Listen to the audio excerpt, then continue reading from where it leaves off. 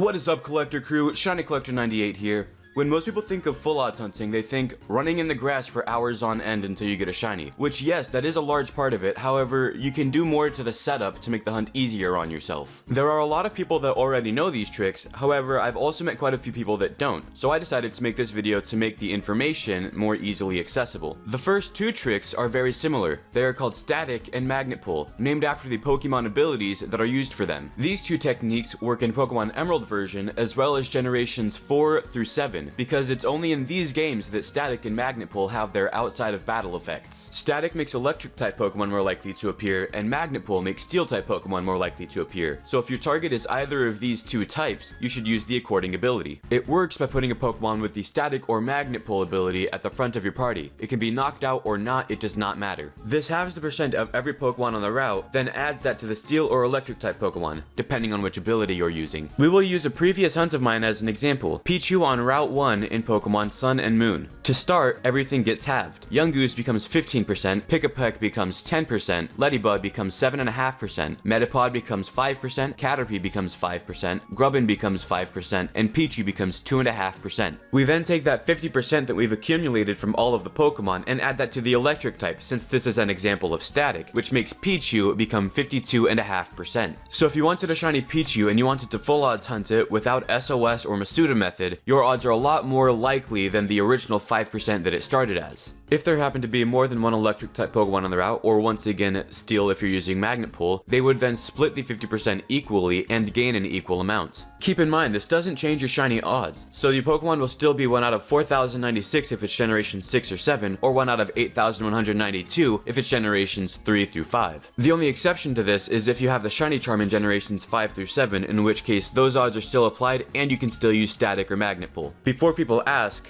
no, there are not other abilities that do this for other types as of Ultra Sun and Ultra Moon. If new games come out and change this, I will say so in the description, as well as relay which ability affects which type. This next technique is referred to as the Repel trick, and it works from generations 2 through 7. When using repels in game, it makes Pokemon at a lower level than your leading Pokemon's level not appear. Repel trick takes advantage of this if the Pokemon that you want to get shiny is at a higher level than other Pokemon on the route. If you make your leading Pokemon the same level as your target Pokemon, use your repel, and carry on with your encounters, you are now more likely to find your target Pokemon as long as it is a higher level than some of the other Pokemon there.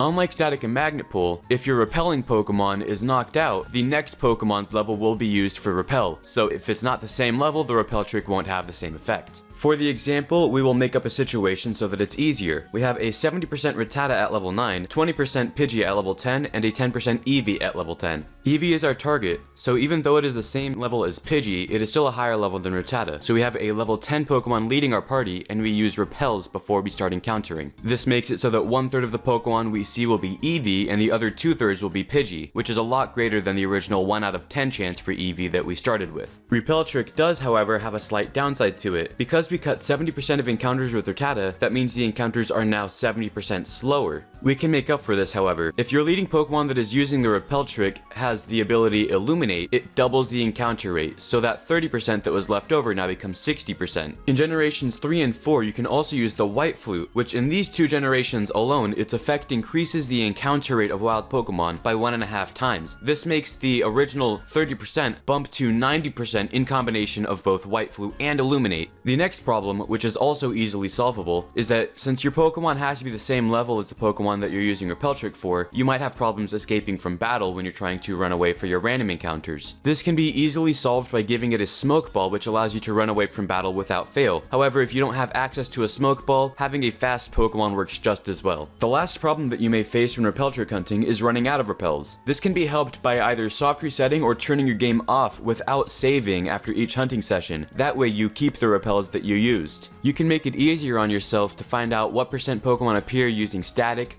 magnet pull, or different levels of repel trick by using a program called Encounter Calculator, which will be linked to in the description. You tell the program which game you're hunting on, where you're hunting, and any other specifics such as static, magnet pull, and repel trick, and it will tell you exactly what percent Pokemon will appear at. It also lets you toggle settings such as morning, day, and night for games where that's applicable, swarms for generations 2 through 5, GBA insertion Pokemon for Diamond, Pearl, Platinum, and Hoenn and Sinnoh sounds for Heart Gold, Soul Silver. The one thing I have not seen it do is calculate the percents for Island Scan Pokemon, which I can make a video on that for how to figure it out for yourself if you want me to, but that would be a very math heavy video. So if that's something you want to see, let me know in the comments. To show just how in-depth some of the combinations can be, I will use an Elekid hunt that I did on Diamond and Pearl a couple years ago as an example. As you see, there's a field to put the game version that you're in, which in this case is Diamond. We put the map, in this case Route 205 South. Then we click the GBA insertion slot and added Fire Red, because otherwise Elekid does not naturally appear on this route. It appears at level 10, which is a higher level than most of the other Pokemon here, so we make the Repel Trick level 10. We add the static ability because Elekid is an electric type, and then we press go to give us the percents of everything encounterable on the route. As you see, these can be used in a powerful combination to make Elekid's original 8% GBA insertion encounter rate up to over 96.5%. This is just an example for one of the many hunts that can be greatly influenced by these techniques. These last few things don't change the encounter odds and might seem silly, but I've seen way too many people make the mistakes, so I'm going to go over them anyways. Always make sure you have Pokeballs, and plenty of them. You don't want to run out of Pokeballs in the middle of a battle with a shiny Pokemon. Check moves of Pokemon on the route, even if they're not your target. If they have moves that can end battles such as Whirlwind, Self-Destruct, Teleport, or anything else, plan a counter for it. With this information, you are now ready to random encounter hunt like a professional. This may be common knowledge to most seasoned hunters, but let me know if this was new for any of you. Thank you all so much for watching, and until next time, keep it calm, cool, and collected.